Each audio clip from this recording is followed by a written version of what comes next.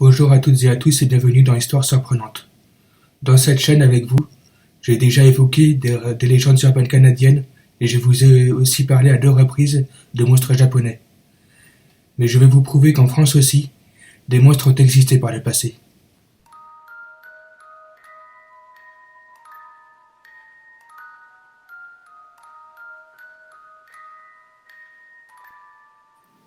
Pour notre premier monstre, nous partons dans la Vendée du XIXe siècle. La bête d'Angle ou Malbête est un ours géant qu'on peut voir sur l'église de Notre-Dame-des-Anges dans la commune d'Angle, dans le département de la Vendée. Si les habitants et les visiteurs l'ont déjà vu, il est bon de rappeler son histoire. Au XIXe siècle, l'érudit poitevin Benoît Fillon raconte que cette Malbête, qui ressemble à un ours, avait pour coutume de se baigner dans un ruisseau tout proche de sa grotte, dont elle sortait le poil tout hérissé. Cette bête dévorait également des jeunes gens et des jeunes filles de la contrée. Il dévorait aussi les vaches et les vachères, si bien que toutes les jeunes filles du bourg d'Angle finirent sous ses crocs. Un jour, un ermite du nom de Martin pria pendant 5 jours, puis parvint à passer un chapelet autour du cou de la bête. Ensuite, il la conduisit au sommet de l'église d'Angle, où elle prit la forme de la statue que tout le monde peut voir de nos jours. Pour punir les filles du pays des moqueries à son encontre, l'ermite jeta un dernier sort à la bête. Il la condamna à se nourrir de la beauté des filles d'Angle. Depuis, leur beauté n'aurait fait que dépérir.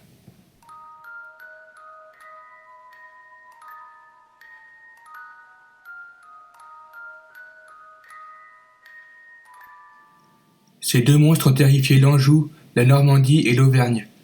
Ils s'attaquaient exclusivement aux couples. La légende raconte que Chicheface était un animal fabuleux du genre du loup-garou et ne se nourrissait que des femmes qui étaient bonnes et sages, ce qui expliquait sa maigreur proverbiale. D'ailleurs, on disait de lui qu'il ne pouvait point faire de copieux repas. L'on m'a nommé Chicheface, aussi sèche qu'une carcasse. Et par le corps bleu, la Chicheface t'a de garde de vous manger, car je puis sûrement juger que vous êtes fiers et rebelles.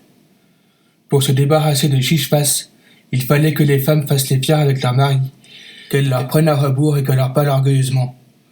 Étant donné que Chicheface ne s'en prenait qu'aux femmes qui parlaient sagement à leur mari, ce monstre finissait par mourir de faim. A contrario, Bigorne avait l'apparence d'un tigre.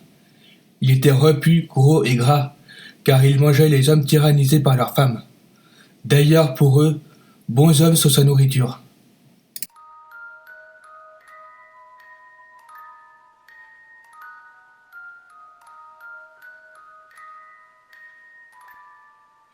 Le Bugule-Nose est un monstre breton, fruit de l'amour entre un lutin et un loup-garou.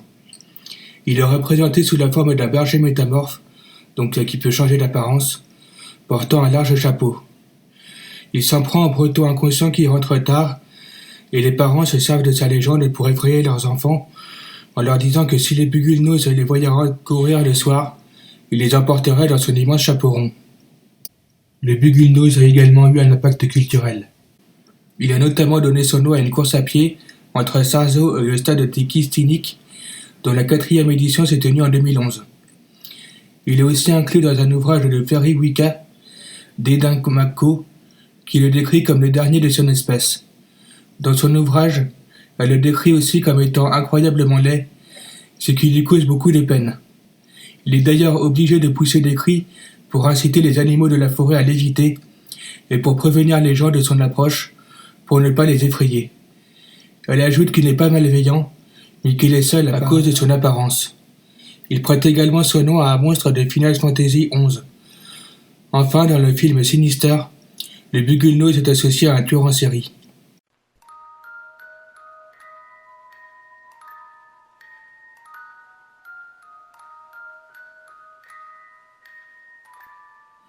Le Carcol appartient au folklore du département des Landes et il est propre à la ville de Hastingues. C'est un savant mélange entre le serpent velu et l'escargot. La légende raconte que le Carcol est un escargot géant qui se cache dans une caverne dans la ville de Hastingues. Quand il sort de son trou, si un imprudent s'y engage, il l'enlace dans ses horribles tentacules, le happe dans sa coquille haute et profonde comme une maison, et n'en fait qu'une bouchée. Les indigènes de la ville de Hastingues y croient dur comme fer.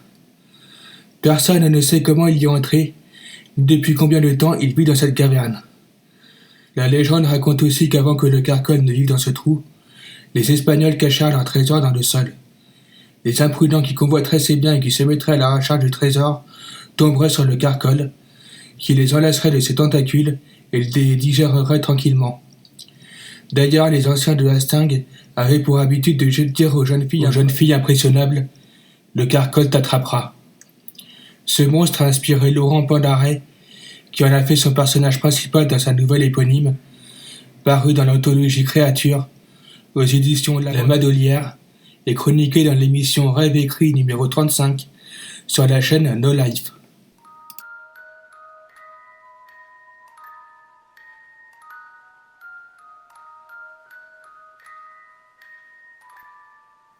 Pour cette créature, nous retournerons au folklore vendéen, plus précisément du Poitou. Le cheval malais est un cheval fabuleux et maléfique qui apparaissait fréquemment dans le pays de Retz, près du lac de Grandlieu. Le cheval malais se présente comme un magnifique cheval généralement blanc, parfois noir. Il est blanc comme le brouillard en Vendée et noir en Saintonge. Parfois décrit comme un cheval fantôme, toujours mauvais ou maudit, il apparaissait soigneusement scellé, principalement en plein milieu de la nuit, quelquefois le soir. Il apparaît à un voyageur fatigué par une longue route qui représente une tentation pour lui. La légende raconte que tout voyageur qui le monte termine sa route par la mort. Il est jeté à terre et meurt généralement sur le coup, ou alors piétiné par sa monture, jeté dans un précipice, dans une fontaine ou dans tout autre type de point d'eau. Cet animal fantastique et maléfique faisait trembler de peur les petits-enfants quand les vieilles femmes l'évoquaient. Selon les écrivains Claude Seignol et Édouard Brazet, les yeux de la créature émettraient une lueur qui éclairerait son chemin lorsqu'il galope. Selon ces auteurs, il n'y aurait qu'un seul moyen d'arrêter l'animal, c'est d'avoir sur soi la rançon du voyage. D'autres moyens de l'arrêter serait de jeter 6 pièces de monnaie marquées d'une croix devant lui, d'effectuer un signe de croix et utiliser de l'eau bénite ou un sou marqué. Utiliser les médailles de Saint-Benoît, appelées croix des sorciers, serait la seule protection efficace permettant de prendre le contrôle du cheval de Malais pendant une nuit.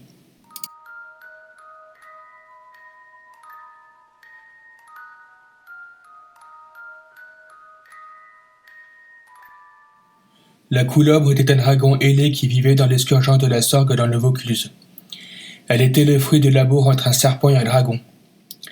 Elle vivait avec des dragons qu'il abandonnait ensuite, la forçant à élever seule ses salamandres noires tachetées d'or dont elle accouchait. Elle passait sa vie à chercher un nouvel époux et un père pour ses enfants, mais sa laideur repoussait tous les prétendants. D'après la légende, au VIe siècle après Jésus-Christ, Véran, évêque de Cavaillon, avait chassé cette bête immonde qui s'envola vers les Alpes et y mourut. Le village de Saint-Véran aurait été son lieu de chute. La créature se trouverait d'ailleurs statufiée sous le porche de l'église. Enfin, à Fontaine de Vaucluse, on raconte qu'en remontant le sentier qui mène vers la source, on croise encore le Traou du Couloubre.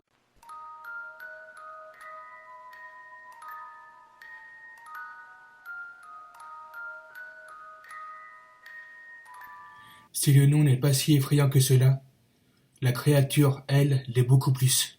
La ganipote est une créature légendaire et maléfique, issue du folklore et des légendes du sud-ouest de la France.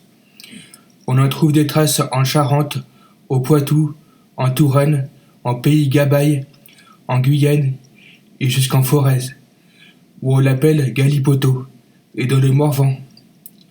On utilise aussi le terme masculin ganipo, mais c'est plus rare. La ganipote s'apparente à certains aspects au loup-garou. Dans son dictionnaire du patois saintongeais, paru en 1869, Pierre Jonin l'a décrit comme l'objet des craintes superstitieuses de toutes nos campagnes. Il serait des sorciers qui se changeraient pendant la nuit en chiens blancs et qui courraient le pays pour faire peur et pour faire mal. Pendant ces transformations, elle pourrait aussi prendre l'apparence d'un loup, d'un mouton, d'une chèvre, d'un chat, d'un lièvre et de bien d'autres animaux. Elle hanterait les bois sombres, parcourrait la campagne les nuits sans lune, ou rôderait autour des demeures habitées le soir après le coucher du soleil et le matin avant le lever du soleil. Une fois qu'elle a choisi sa proie, elle sort ses griffes et attaque ses victimes en leur sautant violemment sur le dos. Elle s'y agrippe et pèse de tout son poids jusqu'à ce qu'il meure étouffé. Quelquefois, quand les victimes sont de jeunes enfants, elle s'amuse à prendre un air inoffensif pour les attirer à elle et pour mieux les tuer par la suite. Il y aura plusieurs évocations concernant sa transformation. Certaines traditions évoquent une sortie de l'âme d'un être humain et son incarnation dans le corps d'un animal. Les enveloppes corporelles ne seraient pas affectées. D'autres croyances parlent d'une transformation pure et simple, dans des circonstances qui varient selon les régions et les auteurs. Enfin, certains récits parlent d'un dédoublement du corps. La ganipote serait simultanément une forme humaine et une forme animale et maléfique, sans forcément avoir conscience de leur transformation. Ainsi, une personne pourrait tranquillement être en train de dormir, et son double en train de courir dans les bois et dans les campagnes et de tuer des pauvres innocents. Dans ce cas-là, il pourrait s'agir d'une malédiction pour certains, et pour d'autres, il pourrait s'agir d'un sorcier qui se transforme volontairement en s'enduisant une pommade. On peut aussi trouver une trace de la ganipote au Canada. En effet, l'expression courir la galipote est passée au Québec et signifie qu'une personne est transformée en loup-garou, comme le mentionne Honoré Beaugrand dans ses légendes canadiennes et Édouard Zotique-Massicotte dans le loup-garou. Ce dernier y écrit « Il était devenu loup-garou. Oui, tous les soirs à la brunante, il se transformait et courait la galipote en compagnie de ses semblables jusqu'au matin. Cela peut aussi s'appliquer à ceux qui courent la prétentaine. La ganipote a aussi donné son nom à une pièce de théâtre écrite en 1953 par Odette Comandon, qui était d'ailleurs un de ses premiers succès avec sa propre troupe, les Compagnons du Terroir. La Galipote est également un trimestriel satirique français qui paraît en Auvergne. Enfin, dans son cycle romanesque Les vaillantes farces et aventures de Gaspard des Montagnes, Henri Pourrat a écrit « La Galipote, qu'on appelle encore la bête noire, personne ne peut dire quelle bête c'est. Depuis le jour de la reboule, une de ces saletés courait le pays. Les gens essayaient bien de lui mettre les chiens derrière, mais point de nouvelles. La queue sous le ventre, ces chiens se recoignaient dans les tables. »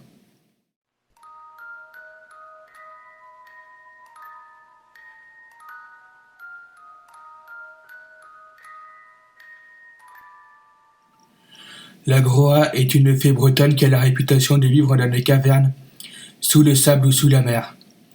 On peut aussi en trouver dans les forêts, dans les puits et près des fontaines. Le plus souvent, elles sont décrites comme étant solitaires. La Groa, que l'on associe à l'eau, a du pouvoir sur les éléments de la nature et maîtrise la métamorphose.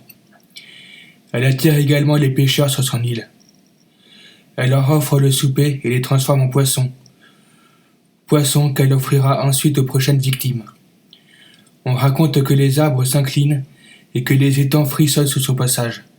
Elle est souvent vieille et nocturne, parfois avec des dents de morse. Elle est apparentée aux ogres et aux sorcières.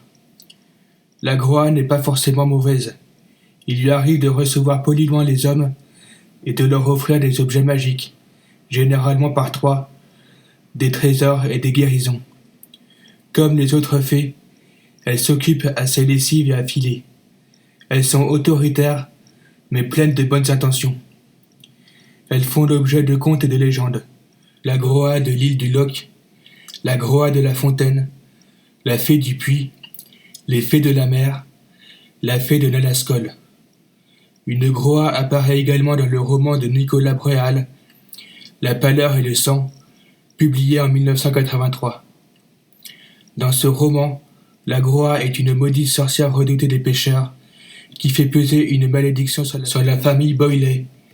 L'histoire se déroule sur l'île de Vindilis. La Groa est présentée comme étant une vieille femme ayant des pouvoirs magiques et maléfiques et qui met en garde d'autres personnages quand ils l'offensent et prédit des représailles. D'ailleurs, son assassinat est l'une des causes de malheur de l'île. Une Groa apparaît aussi dans Absinthe et démons, recueil de nouvelles d'Ambre Dubois, paru en 2012. Dans le roman Fleur de tonnerre de Jean Teul, paru en 2013, Groa est un surnom donné à Hélène Jegado quand elle est une petite fille à Plouhinec.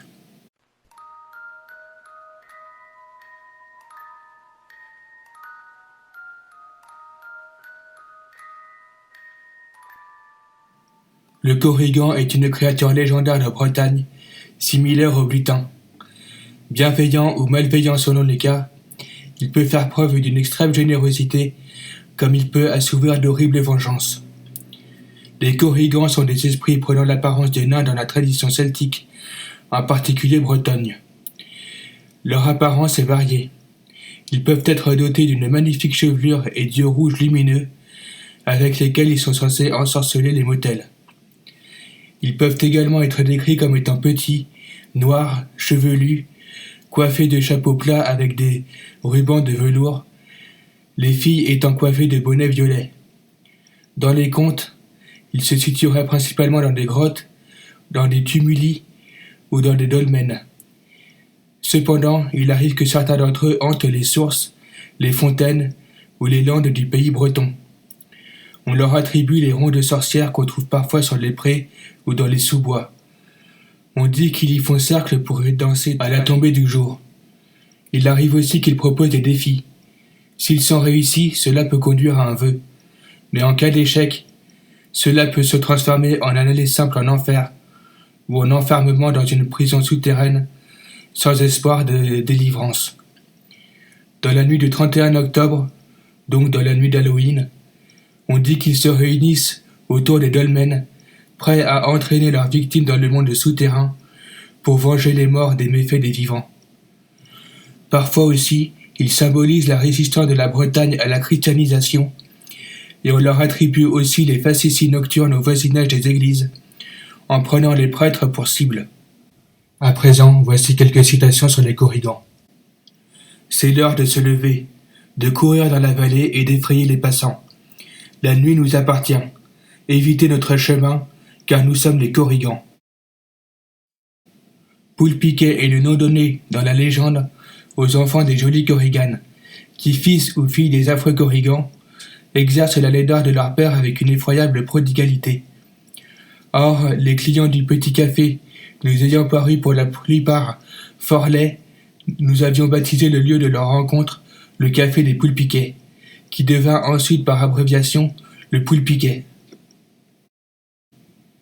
J'ai paru au jour, sous les dehors bénins d'un chaton de 2 mois.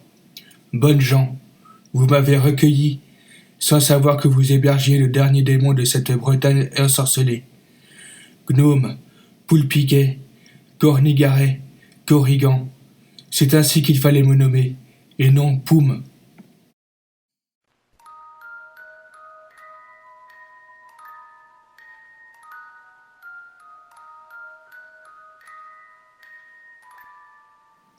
Le drac représente plusieurs créatures imaginaires, dont la plupart sont considérées comme des dragons représentant le diable, que l'on associe à l'eau et à ses dangers. On le retrouve principalement en Occitanie et en Catalogne. D'après les versions, le drac peut avoir plusieurs formes.